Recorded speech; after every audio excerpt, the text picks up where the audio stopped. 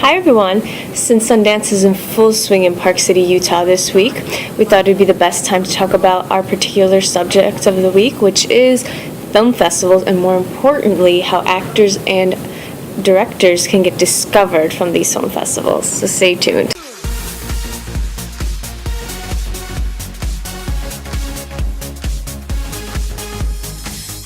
Since Sundance is the one that is particularly going on this week, it's the one that we'll focus on.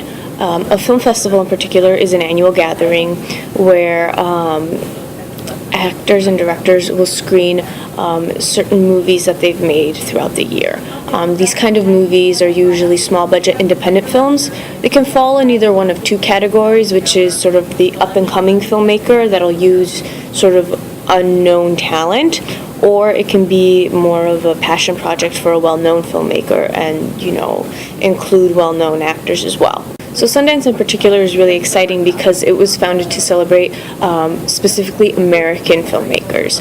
The types of movies that you'll see, they're not, in terms of budget, they're not on scale like with Avatar or The Hunger Games. They're usually those artsy indie movies that are sometimes more serious or a little more offbeat or quirky, and usually it's not something that the general public would usually go to see. Having said that, there are a lot of famous films and directors that have come out of the Sundance film festivals.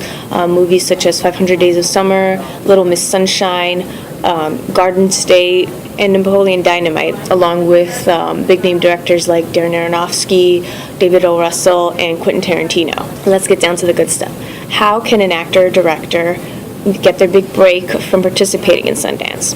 Well, first of all, the people who are usually screening these movies are usually industry professionals or insiders, so think movie critics, as well as a lot of people from magazines and publications such as Variety or The Hollywood Reporter. They'll do special features on them. So some of these industry professionals include people from film distribution companies like Fox Searchlight, Magnolia, and Paramount. And what happens is that these distribution companies will buy the rights to distribute the film either throughout the country or even worldwide as well.